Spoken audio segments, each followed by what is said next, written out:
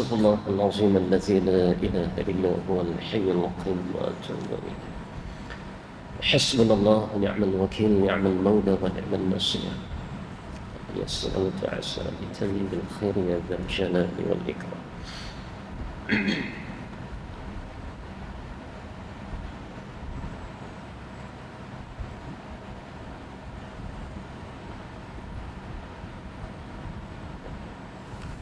Assalamualaikum warahmatullahi wabarakatuh.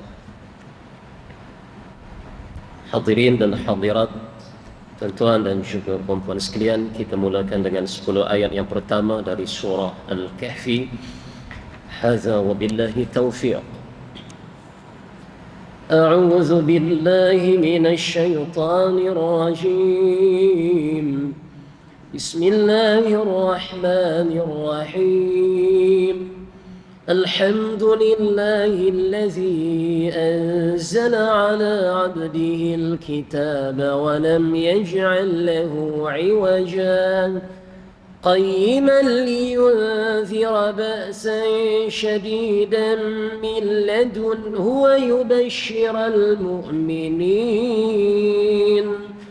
ويبشر المؤمنين الذين يعملون الصالحات أن لهم أجرا حسنا ماكثين فيه أبدا وينذر الذين قالوا اتخذ الله ولدا ما لهم به من علم ولا لآبائهم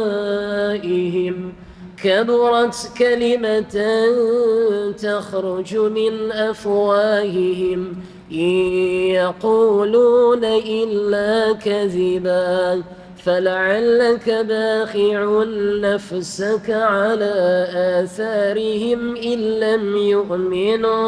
إن لم يؤمنوا بهذا الحديث أسفا إنا جعلنا ما على الأرض زينة لها لنبلوهم أيهم أحسن عملا وإنا لجاعلون ما عليها صعيدا جرزا أم حسبت أن أصحاب الكهف والرقيم كانوا من آياتنا عجبا إذ أوى الفتية إلى الكهف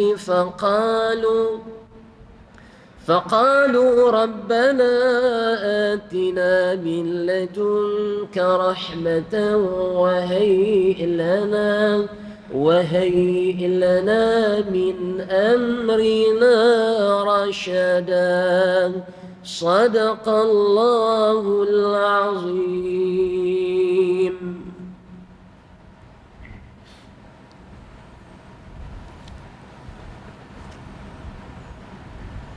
الحمد لله الذي هدانا لهذا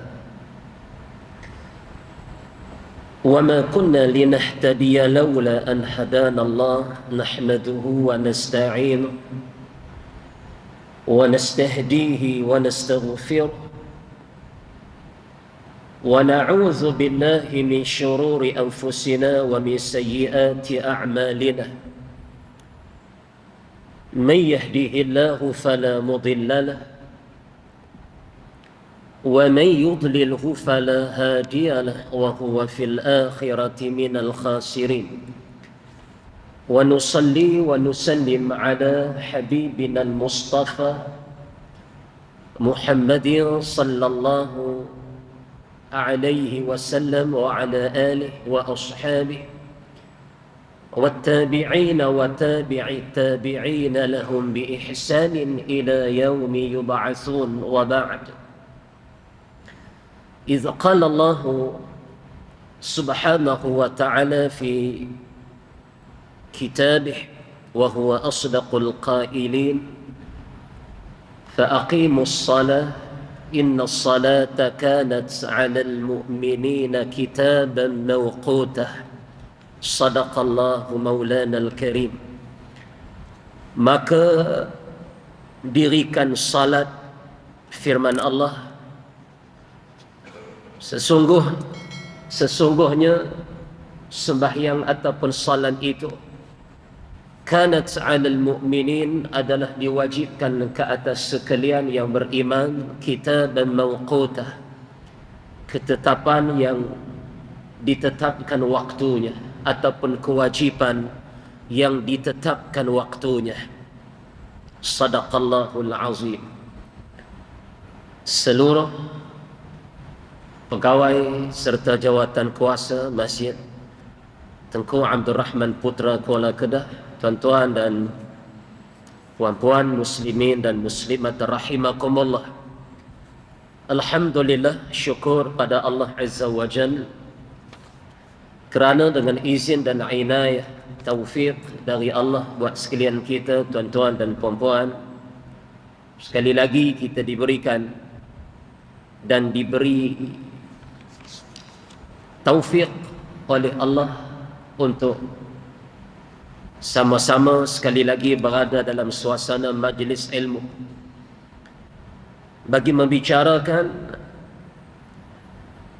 sekian riwayat yang termuat dalam kitab 40 hadis kelebihan ilmu dan ulama. Kitab 40 hadis kelebihan ilmu dan ulama. Dan malam ini tuan-tuan, kita masuk riwayat yang ke-21. Riwayat yang ke-21.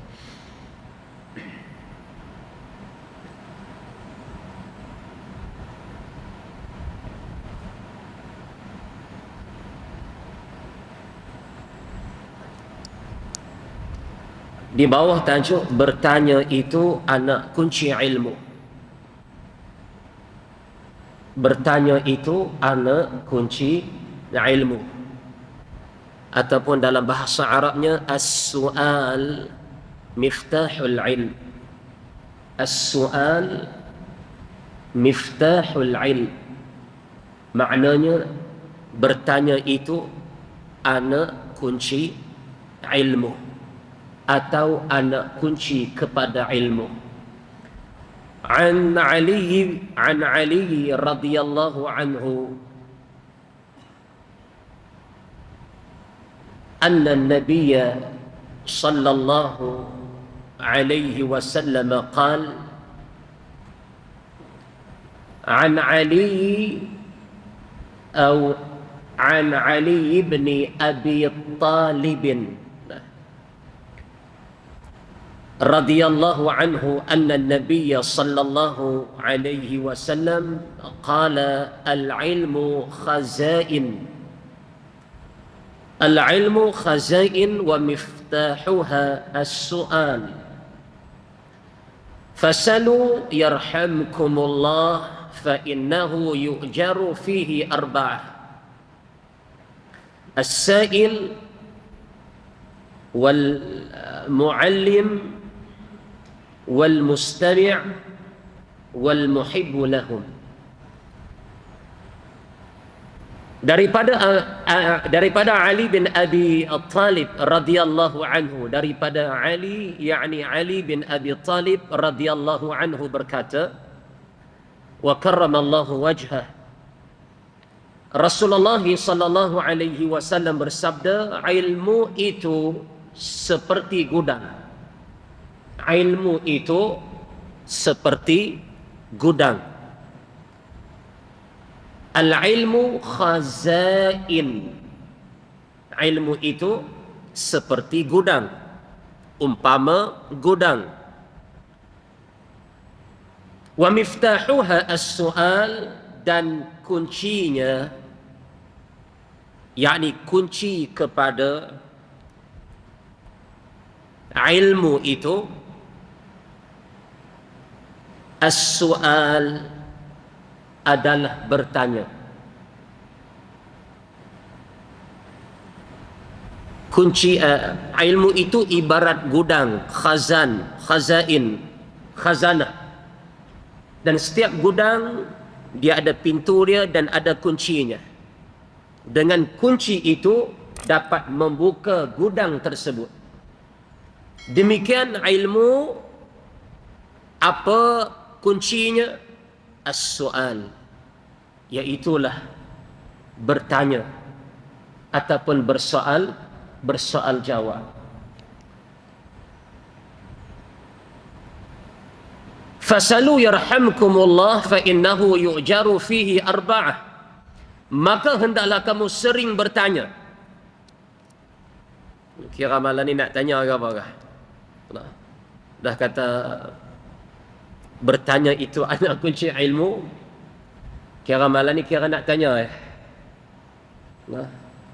Tuan-tuan, anak kunci kalau banyak sangat pun pelik juga. Kan? Satu rumah anak kunci sampai 10 ni. Kan? Ajaib juga. Pintu masuk ada 2 Depan 1, tepi 1, campur pintu dapur 1, gagah 3. Tapi kalau banyak sangat anak kunci sampai serompong anak kunci itu, pelik juga tuan-tuan. Orang tanya, pintu apa? Kunci mana? Banyak kan tu? Kunci rumah. Lain adalah kalau pintu kunci itu kunci bilik, sama bilik ada 4, store lagi. Itu cerita lain lah. Ni pintu rumah saja 10. Nak cerita apa tuan-tuan, malam ni tak sedut tanya lagi lah. Dengar dulu. Dengar dulu tuan-tuan. Tapi kira sini dia jarang bertanya. Berbanding tempat-tempat yang lain, dia tanya sedia. Tak dan buka soalan, tanya dah.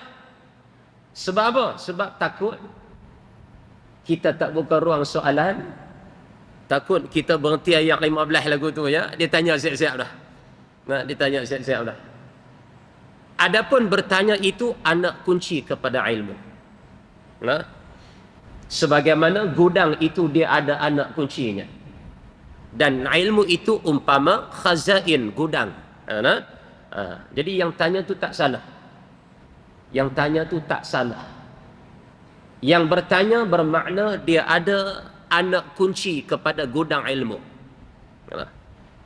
Cuma waktu nak bertanya tu, dia ada bab dia. Yang lagi akan datang bicaranya insya-Allah. Baik. Maka hendaklah kamu sering bertanya. Kadang-kadang dia bukan nak tanya sangat pun, orang wakil suruh tanya. Sebab apa? Dia berani bertanya. Dan kita nampak yang sering tanya dia seorang. Tak ada orang lain kecuali dia. Sampai yang mengajar apabila buka soalan, tengok ke dia.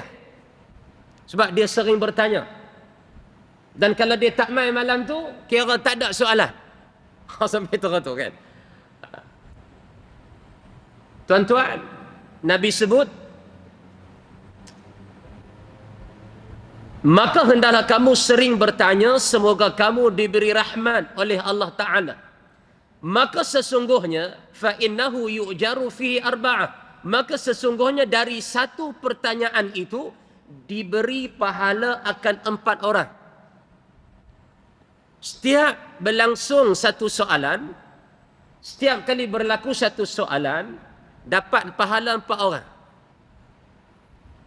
Tu kelebihan tanya soalan ni.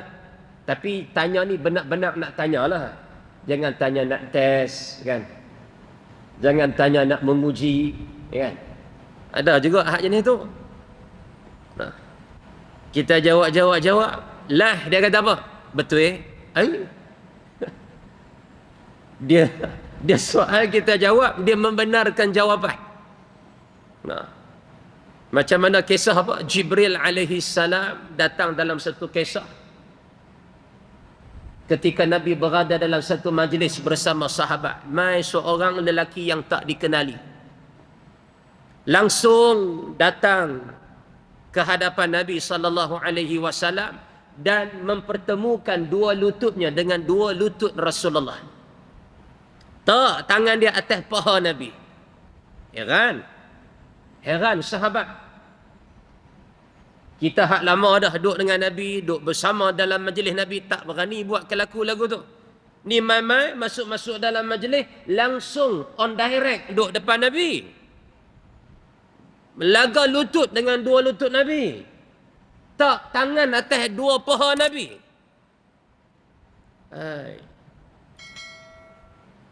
soal Nabi. Apa makna iman, apa makna Islam, apa makna ihsan, bila nak kiamat dan apa tanda-tanda kiamat. 5 soalan. Apa itu iman? Nabi jawab, makna iman itu. Jawab lelaki ni, sadaqta, engkau benar wahai Muhammad. Mal Islam, tanya pula, wahai Muhammad, apa itu Islam? Nabi jawab. Di hujung jawab Nabi, kata lelaki yang bertanya ini, sadaqta, engkau benar wahai Muhammad. Oh. Nah, kita jangan buat lagu tu tuan-tuan. Tanya ustaz, betul? Kan? Di hujung tadi kata betul. Tak main dah ustaz tu lepas ni. Nah, kering darah. Mau menguji lagu tu. Nah. Tuan-tuan ingat hidup depan ni kemas sangat kan? Nah, buat-buat kemas kan? Nah, buat-buat kemas. Tuan-tuan gempak sedap habis. Gempak dua dah, pakai tak ada apa langsung. Nah.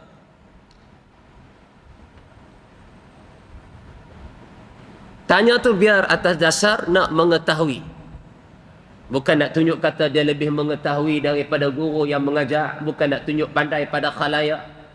Nanti kita sebut beberapa adab yang Imam Ghazali sebut. Apa yang patut dilakukan oleh seorang murid kepada gurunya. Nah? Jadi kata Nabi SAW, fa innahu yu'jaru fihi arba'ah. Maka sesungguhnya dari satu pertanyaan itu, satu persoalan itu, diberi pahala akan 4 orang. Ni kalau benar-benar ikhlas dalam bab bertanya ni. Nah. Dan saya pernah jumpa soalan lagu ni. Dia tanya soalan. Dia kata, betul. Masa sama-sama dia kata betul itu, semua yang hadir tak tengok saya. Tengok siapa tuan-tuan? Soal tak sah ni. Nak? Lepas tu dia perasan orang pakat tengok dia, dia jadi gelabah. Nah, dan soalan tu saya pernah share di sini. Rasa makan tahun dah lah soalan tu yang kita kisah tu kita cerita. Tuan-tuan boleh buka balik rakaman. Kalau ada lah kan. Tu fungsi rakaman tu. Nah. Kita dah share soalan tu. Apa yang dia tanya pada saya. Tapi di hujung dia, dia kata, betul. Nah. Dan lepas tu dia main lagi mengaji. Dia main lagi mengaji. Kita kata, pi dah malam ni. Soal pula apa saya. Kan? Tapi dia tak tanya sampai lah. Nah, dia tak tanya sampai lah tu, wallahu alam sebab apa. Mungkin kerana lepas dia tanya, kita jawab. Dia kata pula, betul pada kita ni. Bila orang pakat tengok dia, mungkin dia rasa apa. Tak jadi lagu ni. Kan? Orang dah pakat perambang ke pasal apa kan. Lepas tu dia tak mahu nak buat cara tu. Nah. Tidak tanya sudah, tak seduk kata betul salah lah. Nampak sangat kata dia nak menguji. Nah. Abang terima kasih sudahlah. Walaupun dia dah tahu jawapan sebelum tu. Dan bagi saya tak semua dalam bab persoalan yang sampai pada saya, pertanyaan yang dikemukakan pada saya, tuan-tuan jangan anggap kata saya duk anggap kata tuan-tuan tak tahu. Nah. Dan tuan-tuan pun bila tengok seorang yang sering bertanya, jangan duk kata dia ni apalah. Sedia duk tanya. Jangan duk anggap dia tak tahu banyak daripada tuan-tuan. Kadang-kadang dia tahu sesuatu perkara, dia tak boleh sampaikan pada orang. Orang tak percaya dia, orang anggap dia tak siqah. Kalau dia kata pun satu-satu bab, betul ke orang kata apa yang abang kat kami ni? Maka dia jadikan soalan pada guru tu dan jawapan balas guru kepada soalan dia sebagai ilmu kepada orang lain. Apa yang dia dah tahu sebelum tu. Cuma jangan perbenak jawab guru sudah lah. Ni kata betul jam. No, guru pula kering darah itu kan. Mau duk test lagu tu.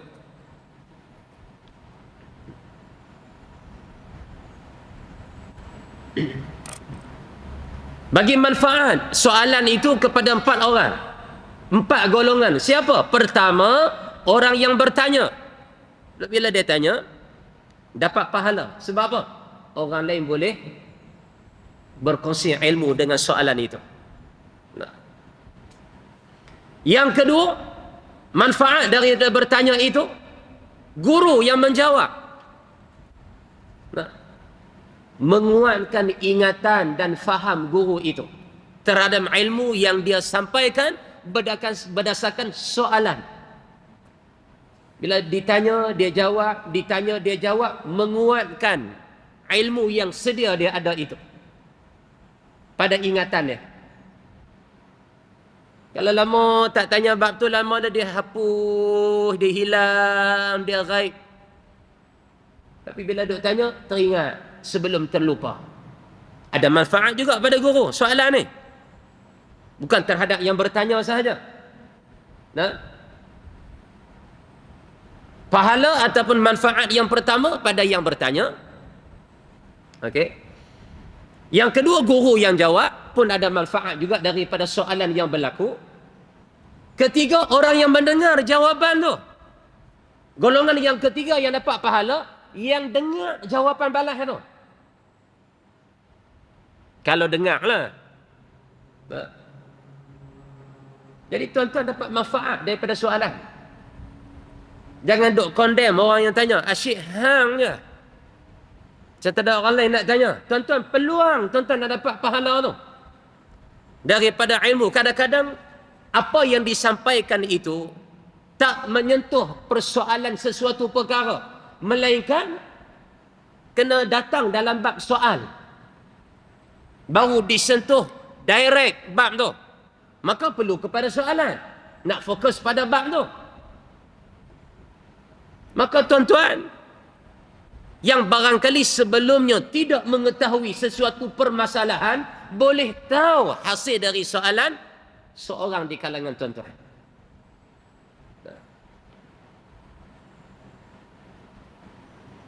Itu manfaat yang ketiga. Pertama, manfaat soalan tu pada orang yang bertanya, itu confirm dah lah. Yang kedua, guru yang menjawab. Yang ketiga, manfaat daripada bertanya itu, orang yang mendengar jawapan itu. Keempat, kata Nabi SAW, wal muhibbu lahum, orang yang cinta kepada mereka, yakni kepada mereka, golongan siapa ni mereka ni? Golongan yang menuntut ilmu.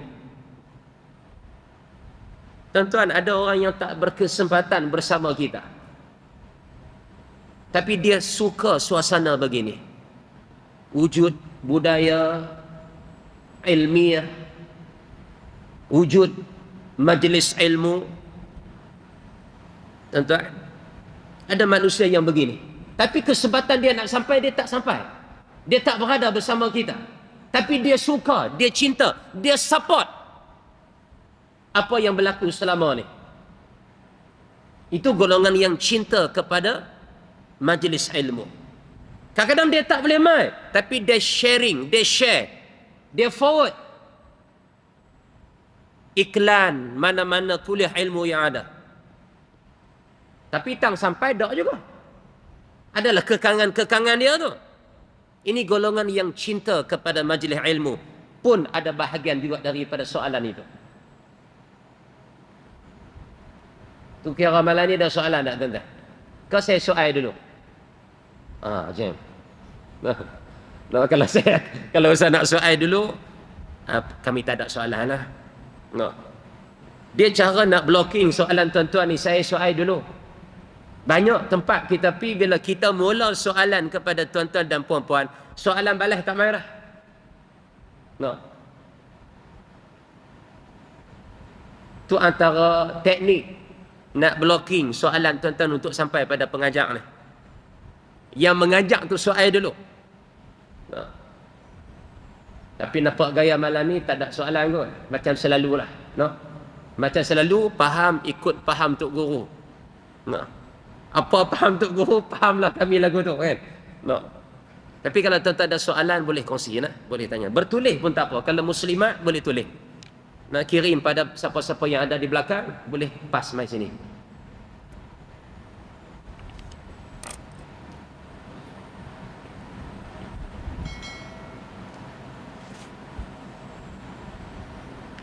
Itu 4 golongan yang dapat manfaat daripada soalan yang berlaku dalam majlis ilmu. Yang bertanya, guru yang menjawab, yang mendengar jawapan itu, dan yang cinta kepada mereka, yakni yang menuntut ilmu itu. Baik. Keterangan, malu bertanya sesat di jalan. Pengarang mula keterangan dia, malu bertanya sesat di jalan. Dan bertanya itu anak kunci gudang ilmu. Bila wujud suasana bertanya dalam majlis ilmu, subur budaya ilmu itu, rancak, segar majlis ilmu itu. Maknanya dia bukan berlaku sehala. Saya kepada tuan-tuan semata-mata tidak, tapi berlaku 2 hala. Interaksi itu berlaku 2 hala. Kalau ada soalan lah, tapi kalau tak ada, jangan duk gagah. Ni lepas pesan-pesan pula ni. Lepas pesan-pesan pula, kan? Dan bertanya itu sendiri setengah daripada ilmu. Kadang-kadang ilmu dia datang daripada bentuk soalan anak murid kepada gurunya, berbanding ilmu yang disampaikan on direct guru kepada anak muridnya. Guru-guru yang mengajar itu mempunyai bermacam-macam cara. Jangan pelik tuan-tuan, hak mengajar ni teknik, gaya, uslub macam-macam. Tuan-tuan nak cari, contohlah Masjid Tengku Abdul Rahman Putra ni, yang mengajar tiap-tiap malam serupa tak jumpa.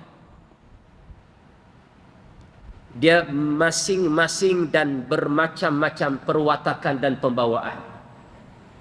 Cara saya, Ustaz Izzat Hambali cara dia, Ustaz apa lagi tuan-tuan?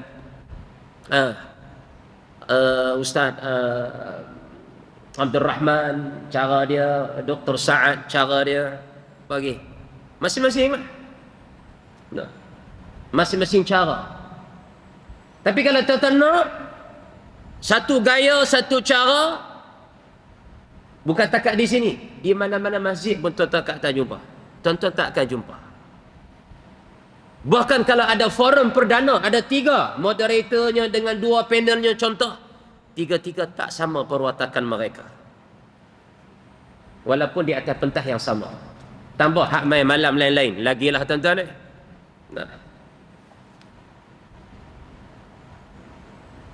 Ada yang agak serius. Yang mengajak ni pun ada yang nampak, serius kita. Nak tengok dia pun serius. Tambah nak tanya. Nak tengok dia pun serius. Serius Siratul Mustaqim punya. Kita kata, cara ni tak boleh melawak langsung ni. Dah. Ada hal lagu tu. Dia mula-mula tu, mula terus ya. Tak ada bunga-bunga, tak ada bayang-bayang. Terus apa yang dia nak sampai. Ada hal lagu tu. Dan ada yang suka bersenda gurau. Ada yang mula dengan seloka yang ringan dulu, kan? Nak tarik minat. Tapi seng induksi dia ada dulu. Dia tak direct kepada apa yang dia nak sampai malam tu. Nak tarik mood. Walaupun tuan-tuan berada dalam satu tempat, tapi sebelum tuan-tuan berada dan puan-puan berada di sini, tempat yang sama, tuan-tuan mai pada tempat yang berbeza. Dah tempat berbeza dah. Rumah tangga sat duk kawasan ni, kawan ni duk kawasan ni. Ada yang baru balik daripada luar, bersiap main masjid. Masing-masing jumpa kerja buat yang tak sama sebelum ni. Duk hadap kejadian yang tak sama. Ni dalam kepala otak ni pelbagai ni. Mai duduk di sini, nak tengok pada seorang ni. Padahal sebelum tuan-tuan berada di sini, puan-puan berada di sini, pelbagai pandangan, pendengaran. Apa yang tuan-tuan duk fikirlah hati ini. Habis tak ada, tuan-tuan lena. Tapi yang mengajar tak boleh lena. Tuan-tuan lena, majlis ilmu berjalan lagi. Biarlah lena keseluruhannya sekalipun. Semua pekat lena. Contoh. Ini lena sungguh pula. Tapi mau kalau seorang je lena, terhenti majlis ilmu. Siapa seorang tu? Abang Muni lena rakaman jalan lagi tuan-tuan. Dia jangan lena lah kan. Tapi kalau dia lena rakaman on lagi. Tapi seorang tu kalau lena pi. Siapa dia tuan-tuan? Siapa? Abang Zam, siapa dia? Kalau seorang tu lena, out majlis ilmu. Pakai hang tengok aku tengok hang, pakai berhimpun luar belakang. Siang kat ustaz tu. Letih kot tu. Tak sedap gerak dia lah. Mau hak mengajar tu lena maknanya. Terhenti majlis ilmu. Tapi takat lari tak pernah lagi terlena masa mengajar ni. Dan jangan doa lah bagi dia lena. Kan? Jangan minta lah dia lena. Ada yang mudah difaham kata-katanya. Ada yang mengajar ni mudah terima ayat bahasa dia. Mudah faham. Dan ada juga yang susah difaham maksud perkataan. Dia duk kono, dia bagi ayat. Kiasan tak kiasan. Dia suruh kita mikir pula. Kita dah penat sehari dah kerja. Yang tak kerja pula penat dengan urusan harian kita. Yang dia pula dia bagi ayat-ayat hak tinggi dia punya standard dia. Pi dah kita malam tu kita pegang. Pakai tak faham apa nak. Hak faham-faham lah. Ada hak lagu tu. Macam-macam hak mengajar ni. Dan ada juga yang susah difaham maksud perkataannya. Ada yang hanya duduk di atas kerusi. Dan ada pula yang sering berdiri menggunakan papan tulis. Tentang setengah masjid dia sedia whiteboard. Setengah masjid dia sedia whiteboard. Antara sini masjid yang sedia whiteboard, Masjid Tanda. Masjid mana lagi? Masjid Al-Ma'rufi, seberang kota tu. Ada whiteboard. Kalau kita minta, mereka boleh letak di belakang kita. Mau cerita tak faham juga, kita lukis. Cerita tak nampak, kita lukis. Kita tulis pula. Mau tulis juga tak nampak.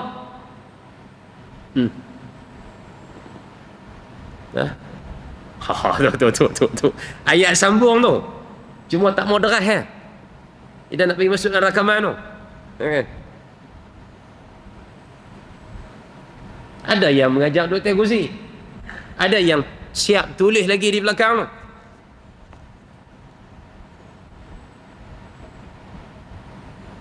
Tapi banyak tulis ni dia tak berlaku di masjid lah. Dia tempat-tempat majlis yang lain. Pusat-pusat ilmu yang lain. Untuk menerangkan sesuatu di hadapan muridnya dan lain sebagainya. Begitu pula para murid. Tu hak mengajar. Hak tuan-tuan dan puan-puan lagi banyak kelaku. Lagi banyak keadaannya. Kalau seorang pun, beberapa orang pun dah pelbagai dah keadaan yang mengajar tuan-tuan. Tambah tuan-tuan yang ramai. Dia kata ni. Ni bukan saya kata ni. Begitu pula para murid. Ada yang mudah faham. Dan ada yang lambat faham. Siapa yang mudah faham angkat tangan? Dan siapa yang payah nak faham pun angkat tangan. Dua-dua tak angkat. Itu pun satu kelaku ke? Tak mau angkat tangan. Walaupun tahu dia salah satu pada hak kita tanya tak sah. Itu pun kelaku juga tu. Hak kita tak boh lah, kita boh malam ni. Ya. Jadi banyak apa yang ada pada guru ni di hadapan dia. Tambahlah yang ada pada guru. Pun banyak keadaan juga. Banyak karakter juga. Begitu pula para murid. Ada yang mudah faham. Dan ada yang lambat faham. Saya hukum tuan-tuan senang faham lah. Dan itu yang kita harapkan. Kau tuan-tuan tak faham? Tajuk kita malam ni. Tanya anak kunci kepada ilmu. Dan tanya tu bawa manfaat yang banyak dalam ilmu.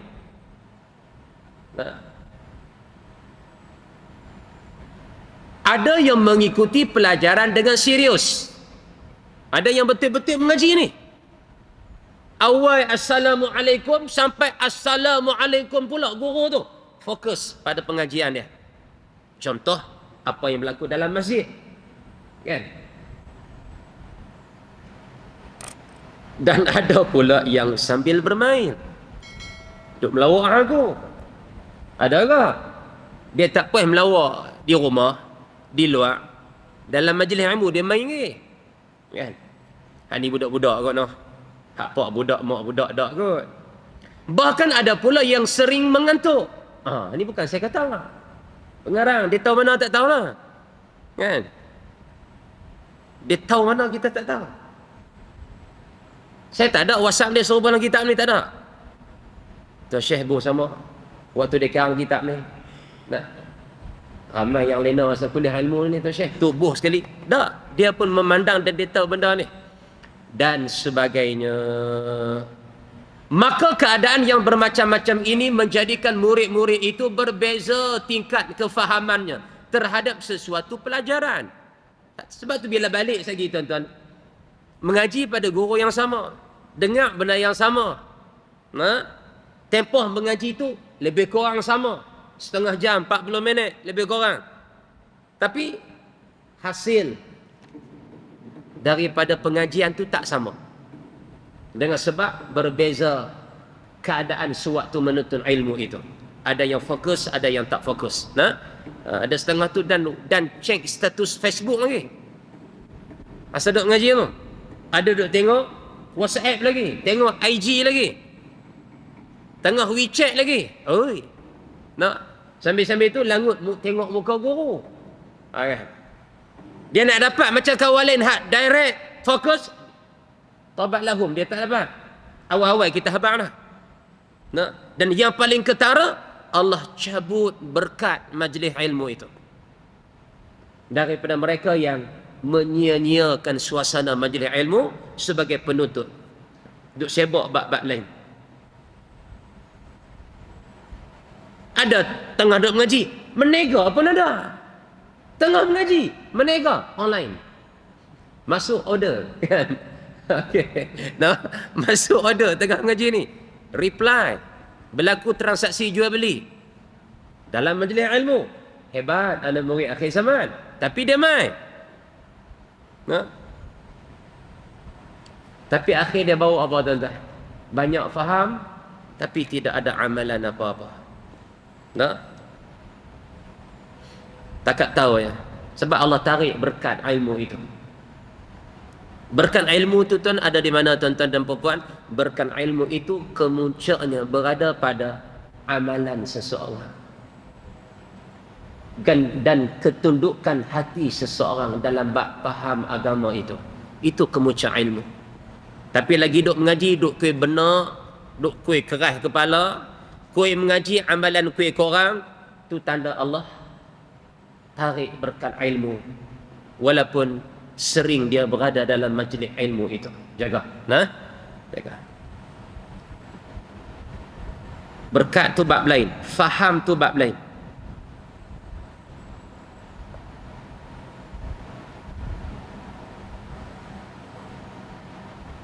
Maka keadaan yang bermacam-macam ini menjadikan murid-murid itu berbeza tingkat kefahamannya terhadap sesuatu pelajaran.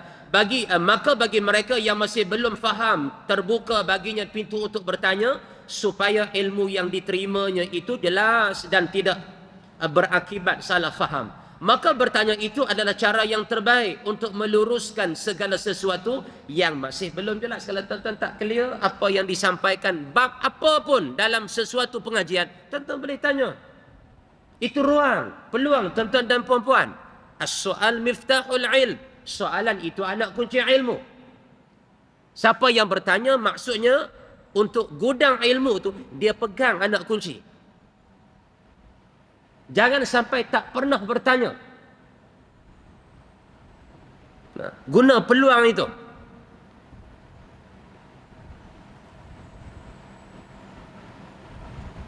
Kalau tidak dibuka pintu pertanyaan, maka seorang murid akan menerima ilmu dalam keadaan sama-sama dan akan berakibat buruk terhadap dirinya dan anak-anak murid yang akan diajarnya nanti. Tapi kalau dia tak buka soalan, kawan tak faham, murid dia tak faham, tapi dia tak bagi soal, dia tak bagi tanya, dia tutup ruang pertanyaan, akhir murid itu akan kekal berpegang dan faham apa yang dia rasa syak, waham akan ilmu yang disampaikan pada dia. Lepas itu pula dia menyampaikan pula ilmu itu kepada orang lain apa yang tidak diyakininya. Sebab itu penting soalan. untuk mentahqiqkan satu-satu ilmu dan faham itu. Tapi saya harap hak kita dok mengajar ni tentang faham lah. Nah, kalau faham tak tanya tak apa lah. Kalau tak faham, silakan. Saya tak tutup ruang soalan pada tuan-tuan dan puan-puan. Sejak mula mengajar, tak tahulah berapa tahun dah di sini, tak pernah tutup. Nah, cuma kita menganggap bila tidak berlaku soalan itu, tuan-tuan memahami apa yang dimaksudkan dalam riwayat. Nah,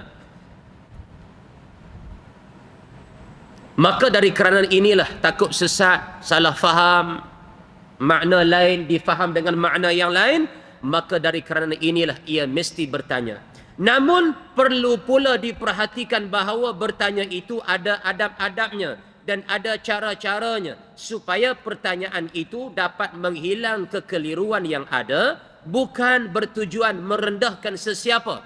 Tapi nak tanya kita habaq tadi lah. Ada adab dia. Ikhlas dalam bertanya. Bukan tujuan nak merendahkan maruah gurunya pada khalayak. Dia kata kalau aku tanya soalan ni, dia tak boleh jawab, ustaz ni. Habislah. Habis dia takat malam ni. Kalau mau tak boleh jawab, habis. Padan muka. Ada tujuan lagu ni. Cuma tak berlaku di sini. Maka lebih baik berdiam itu daripada bertanya. Walaupun tajuk kita malam ni, bertanya itu anak kunci ilmu. Kalau tuan-tuan ikhlas, tujuan nak bertanya untuk mengetahui sesuatu, atau ikhlas dengan jawapan guru tu supaya orang lain juga turut mengetahui apa yang tuan-tuan dah tahu selama ni, cuma puncanya dengan soalan yang disoal, maka ahlan wa sahlan, silakan dengan pertanyaan. Tapi kalau tujuannya lain daripada apa yang kita maksudkan, Allah mengetahui isi hati semua. Dan untuk perkara itu beringat dan berhati-hatilah. Kalau satu hari tuan-tuan kita berniat dan bertindak untuk buka aib seseorang, terutama aib guru yang mengajar tuan-tuan, tidak mustahil Allah akan buka lebih banyak aib di luar jangka tuan-tuan dan puan-puan pada khalayak. Kalau aib sama-sama kita pun ditegah untuk kita buka, laluan terbuka aib pun disuruh tutup. Tiba-tiba tuan-tuan buka aib guru yang mengajar, lebih besar kecamannya berbanding aib sama-sama kita. Faham tak? Jadi yang bertanya, ikhlaskan dia. Itu antara tuan-tuan, puan-puan dengan Allah Azza wa Jalla. Atau masing-masing bawa lah tujuan masing-masing dan niat masing-masing. Bukan bertujuan merendahkan sesiapa atau sampai membawa kepada pertengkaran dan perdebatan. Debat. Jangan soal jawab tu. Tujuan nak bawa sampai debat. Nah. Atau sampai membawa kepada pertengkaran atau perdebatan yang menghilangkan barakah dari ilmu yang dipelajarinya itu. Atau orang yang suka berdebat ni tuan-tuan, bila kita dah ada pengalaman dengan seseorang yang begini, kita abaikan soalan dia. Kerana menolak soalannya lebih besar manfaat daripada menerima soalannya. Nah. Maka pada saat itu kita lebih beramal untuk menyelamatkan keadaan. Kalau nampak gaya boleh memburukkan keadaan bila kita sambut soalan dia. Tapi setakatlah yang datang, yang sampai soalan kepada mana-mana asatizah, alhamdulillah, memang tujuan untuk tuan-tuan ambil tahu dan tujuan untuk sampaikan juga ilmu itu kepada khalayak yang lain. Cuma tuan-tuan dan puan-puan jadi sebab untuk bertanya sahaja. Alhamdulillah, itu yang kita nak. Dan itu yang dimaksudkan as-su'al miftahul ilm. Soalan itu anak kunci kepada ilmu. Dan ilmu itu kata Nabi umpama gudang. Gudang dia ada anak kuncinya. Demikian soalan anak kunci kepada ilmu. Dan ilmu itu pun, dan soalan itu pula, setiap kali berlaku soalan, dia bawa pahala dan manfaat kepada 4 golongan. Yang pertama yang bertanya, yang kedua yang ditanya, yakni guru itu sendiri ada manfaatnya daripada jawapan itu. Yang ketiga, khalayak yang turut mendengar soalan itu dibahaskan. Dan yang keempat, golongan yang cinta kepada majlis ilmu itu. Wallahu subhanahu wa ta'ala a'la wa a'lam. Jadi tuan-tuan dan juga puan-puan sekalian, ini riwayat yang kita bawa, riwayat yang ke-21 di bawah tajuk bertanya itu anak kunci ilmu. Saya tuan-tuan, ada juga daripada sini yang dia tak tanya soalan dalam kuliah, tapi dia WhatsApp. Bila kita balik sehari dua, ustaz nak tanya sikit hak tajuk baru ni. Ada? Malam ni orang tu ada, malam ni dia tak ada. Dia tak ada. Kalau dia ada, saya kata dia ada lah. Tapi dia ada soalan cara, mungkin dia segan kot nak tanya cara khalayak, dia tanya cara by personal lah. Itu pun boleh, cuma manfaat dia tak luas macam tanya pada khalayak lah. Itu antara saya dengan dia. Tapi kalau tanya pada khalayak, manfaat lebih besar. Yang bertanya tu pula dapat pahala lebih besar dan utama dalam bab soal jawab itu. Wallahu a'lam. Jadi malam ni ada soalan. Amboi, test terus. Tajuk kelebihan bertanya, tanya terus. Saya tak mau tanya orang perempuan sedia ada soalan. Kan? Tanya orang lelaki ni. Mak-mak sekalian kalau ada soalan tulis. Tulis. Gulung-gulung lipat-lipat hantar mai. Bagi orang muslimin mai hantar depan ni. Ataupun metok depan ni siap-siap. Kalau perasan kita buka. Wallahu a'lam. Kita akhiri tuan-tuan dan puan-puan dengan bacaan surah Al-Mulk. Hadza wa billahi taufiq. A'udzu billahi minasy syaithanir rajim. Bismillahirrahmanirrahim. Tabarakalladzi biyadihil mulku wa huwa ala kulli syai'in qadir.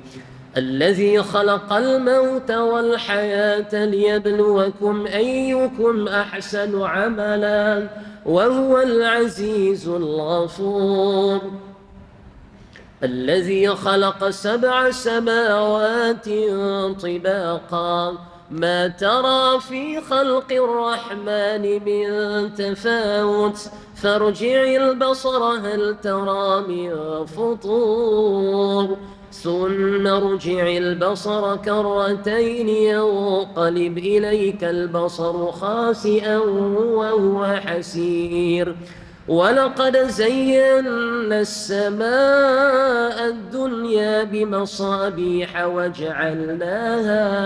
وجعلناها رجوما للشياطين وأعتدنا لهم عذاب السعير وللذين كفروا بربهم عذاب جهنم وبئس المصير إذا ألقوا فيها سمعوا لها شهيقا وهي تفور تكاد تميز من الغيظ كلما ألقي فيها فوج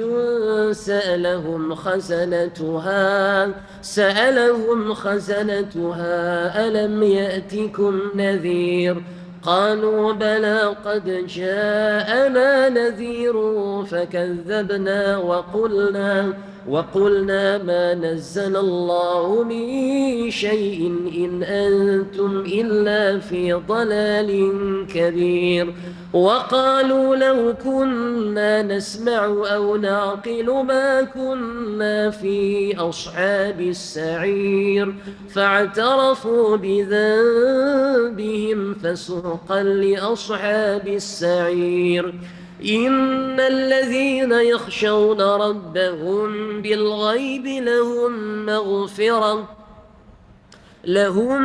مغفرة وأجر كبير وأسروا قولكم أو اجهروا به إنه عليم بذات الصدور ألا يعلم من خلق وهو اللطيف الخبير هو الذي جعل لكم الأرض ذلولا فامشوا في مناكبها وكلوا من رزقه وإليه النشور أأمنتم من في السماء أن يخسف بكم الأرض فإذا هي تمور أم أمنتم من في السماء أن يرسل عليكم حاصبا فستعلمون كيف نذير ولقد كذب الذين من قبلهم فكيف كان نكير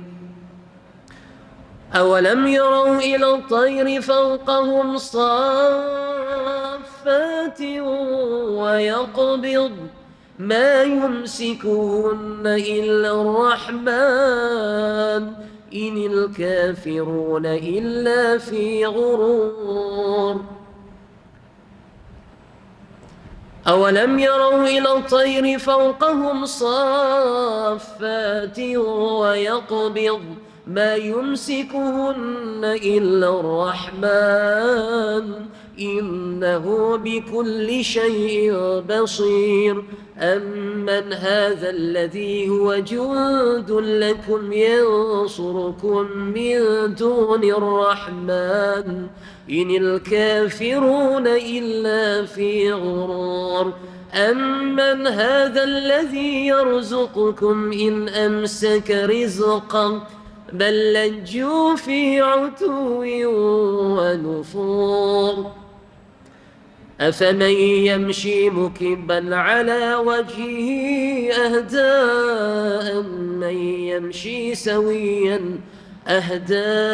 من يمشي سويا على صراط مستقيم قل هو الذي أنشأكم وجعل لكم السمع والأبصار والأفئدة قليلا ما تشكرون قل هو الذي ذرأكم في الأرض وإليه تحشرون ويقولون متى هذا الوعد إن كنتم صادقين قل إنما العلم عند الله وإنما أنا نذير مبين فلما رأوه زلفة سيئت وجوه الذين كفروا وقيل هذا الذي كنتم به تدعون قل أرأيتم إن أهلكني الله ومن معي أو رحمنا فمن يجير الكافرين من عذاب أليم قل هو الرحمن آمنا به وعليه توكلنا فستعلمون من هو في ضلال مبين قل أرأيتم إن أصبح ماؤكم غورا